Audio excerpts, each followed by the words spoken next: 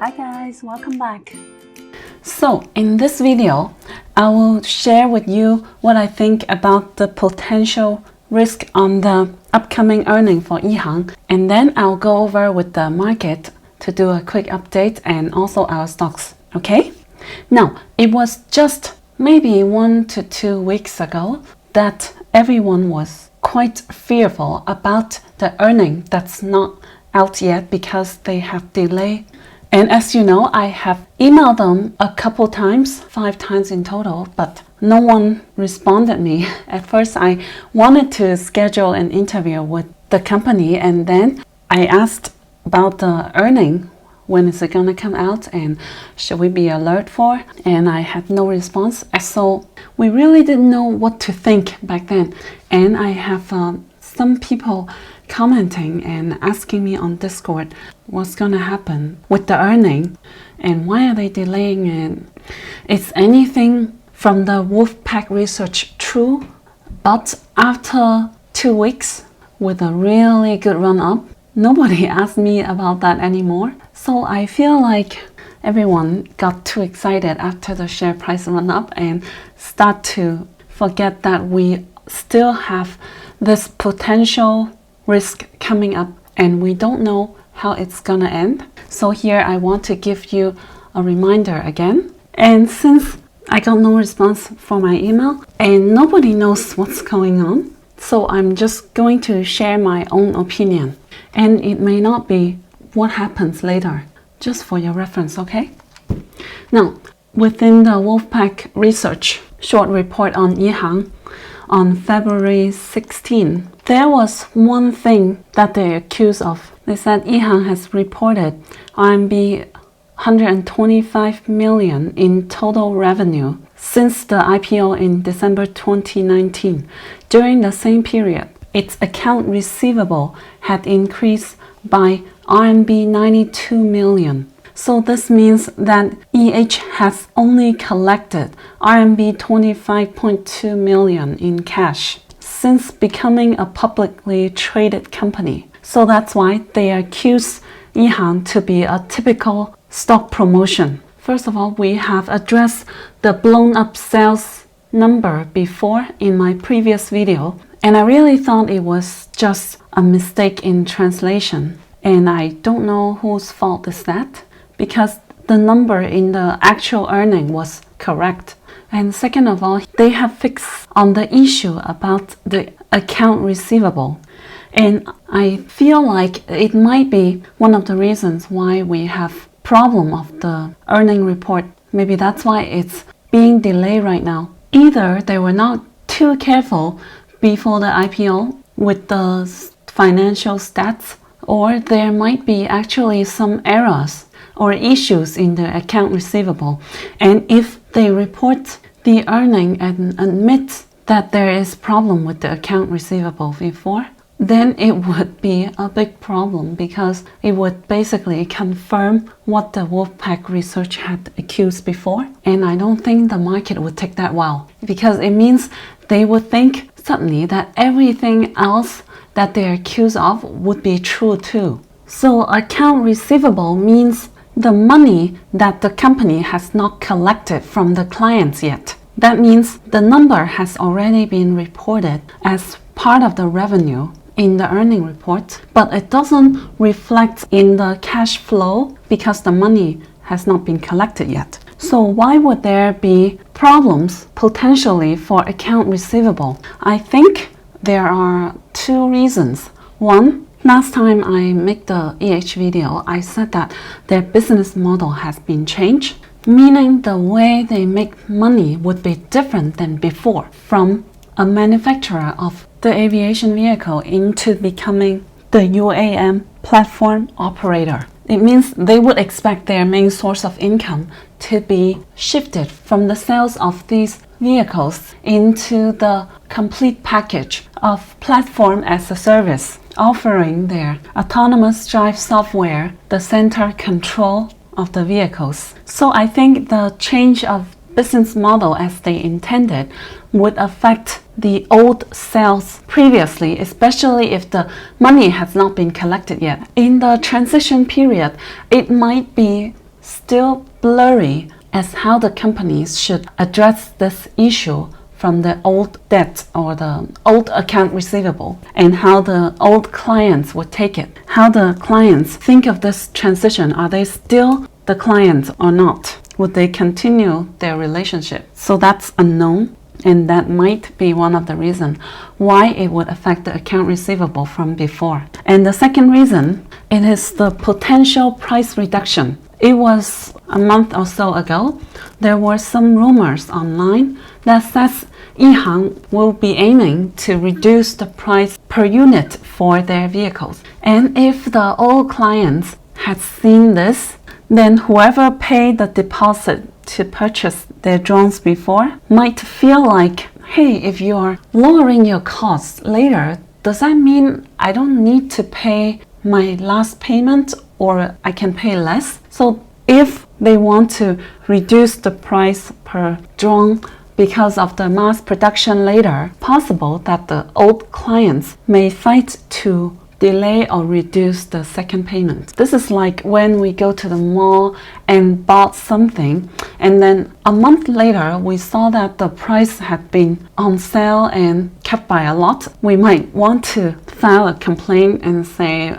I want to have a refund on the part that I shouldn't have paid. So these are the two reasons I feel that there might be potentially problem with the accounts receivable. And right now, because the Wolfpack Research have done this short report and drove the share price tank, so all the investors would be looking closely with the EH earning, especially the terms, the things that the Wolfpack had accused before. They would be looking at it one by one, item by item, with the magnifying glasses. So at this moment, it's definitely a sensitive time to make any mistakes. As long as there is anything, people might freak out. We don't know how investors would respond. With that said, I did listen to the earning call, and the CFO said that they have collected 36.3 million for the account receivable, which was 42%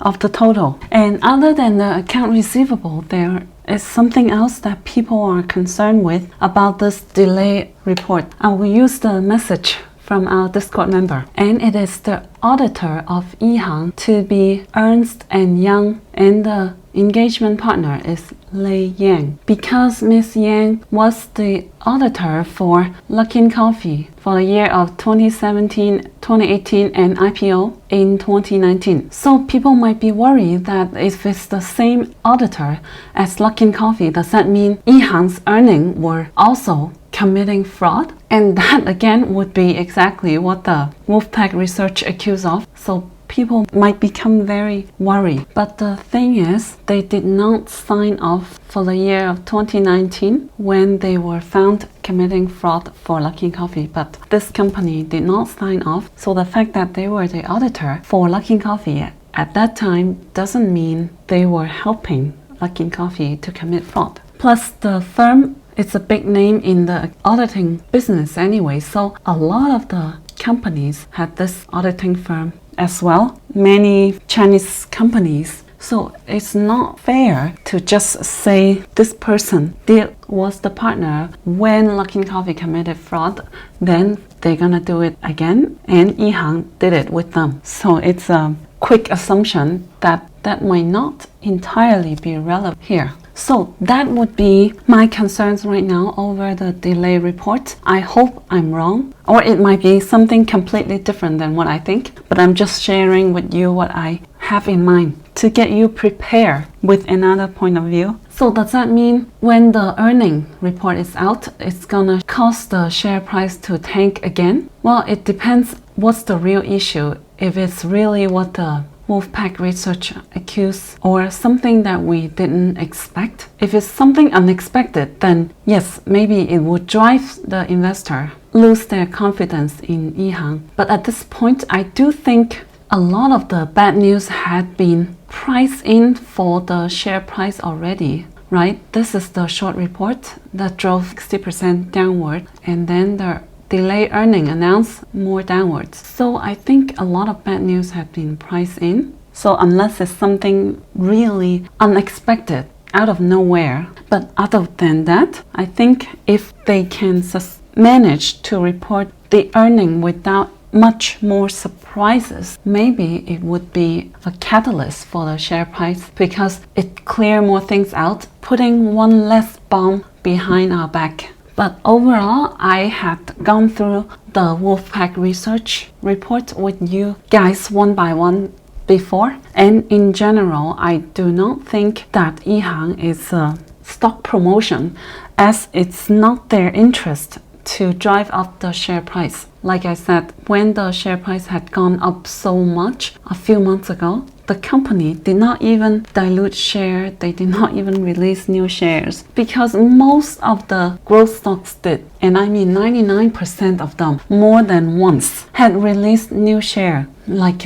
Nano Dimension is famous for that. Back then, maybe every week or every other week, and BNGO a few times, even NEO, LKCO, everybody did. But Ehang did not release any new shares even after their share price had 10x in a short period of time. And the management, none of them sold a single share during the whole run up. And they had all the time to do it, and they didn't do it in the end. So I don't think it is their interest to drive up the share price, but rather I think they're more focused onto improving their own business, figuring out the strategy and business model. And then the share price would naturally reflect the company's valuation. So it seems like during the whole time they were just doing their own thing until Wolfpack Research came out of nowhere and accused them to promote their share price. So why didn't they release new shares? I think there are two reasons. One, maybe even after such a run-up, they still think their share price is too cheap, and given the time, they will improve the company and the share price should be worth much more than that. They believe their share price should be worth at least 200 maybe. And number two, maybe they don't think they need cash right now. They're cash sufficient. So in terms of their business and the validation of it, I don't think we need to worry too much, but just have to tolerate the volatility. So back then in April, my Discord member asked me, Joyce, is the Chinese government going to step in to bail out or assist Ehang? And my answer was, why does Ehang need a bailout? Sometimes we tend to get worried about the company after the share price has gone down and think if the share price is down, then the company might be in trouble. Maybe they cannot run, maybe they will go into bankruptcy. But the thing is, the share price being down does not mean the company is in trouble or need a bailout. As I listened to the earnings call for the last quarter, the CFO said right now they have cash on hand of 189.4 million RMB and plus additional US dollar 40 million from the European asset management, Carminac. It was the news back in January that they invested this amount of money into Ehang. And the CFO said this amount of cash is enough to support them for at least 12 to 24 months. And I think there is a good chance that we can have the certificate from the government before that. And by then, Ehang would be able to put their vehicles in commercial use and have much bigger income, much more revenue than we saw from previous earnings. So as long as they have enough cash in hand until the turning point of the company, then I don't think the company is in trouble. Especially right now, they should be at the final stage of the air business certificate. So I think there's a good chance that Ehang can turn positive cash flow within 12 to 24 months. Especially when the company doesn't need cash per se, then it's really not their best interest to drive up the share price or to promote the company for that purpose. But with that said, we don't know how investors react to this because a lot of people tend to freak out or worry for something else. Like back then for Luckin Coffee, for example, with the delisting news, they fell from to 0.95, right? So people were all freaking out and think that this company would have no more future. They're going to go bankrupt for sure. That's why sell before you lose everything. But I thought at that time, the few thousand stores are still up and running. The business is not affected by this fraud incident. And the best thing is they had released share offering before for around $1 billion US. So if they have good business still, it's not affected by COVID, the stores are still here, the customers are still here, and they have $1 billion approximately of cash in hand, while their company valuation was $200-300 million. So if you can stay calm and think it through, you would realize that nothing has changed other than the share price and the fact that, of course, a lot of people cannot trade the stock at OTC market. But it doesn't mean the company is in trouble, because the company can be in trouble when the share price is flying up in the sky, super expensive share price, and vice versa. They don't have to be in trouble when the share price is low. So as long as we keep a clear head and think it through, then we might be okay to overcome the volatility of the share price, because it's driven mainly by institutions and the sentiments of investors. So as you see, it would slowly go back to the more normal valuation of the company later, given the time for the market to digest it. So even the worst thing to happen, like Luckin Coffee, of course, I don't think they have committed fraud, but even the worst thing like Luckin Coffee happened, over the time it will still grow back to the valuation of the company. So the question is really whether you believe in Ehang, this company, and their business model, as I addressed in my video last Sunday. This video has gotten to be too long again, so I'll do the market update and go over with our stocks later. We had quite interesting price movement in this week for our stocks, so I would like to point out to you where I see opportunity to buy for our companies in my next video, okay? Now, if you have enjoyed this video, please give me a big like and write me a great comment, and I will see you in my next video. That's it, guys. Hope you can find my videos helpful. Make sure you subscribe to my channel and give me a big like. Thank you.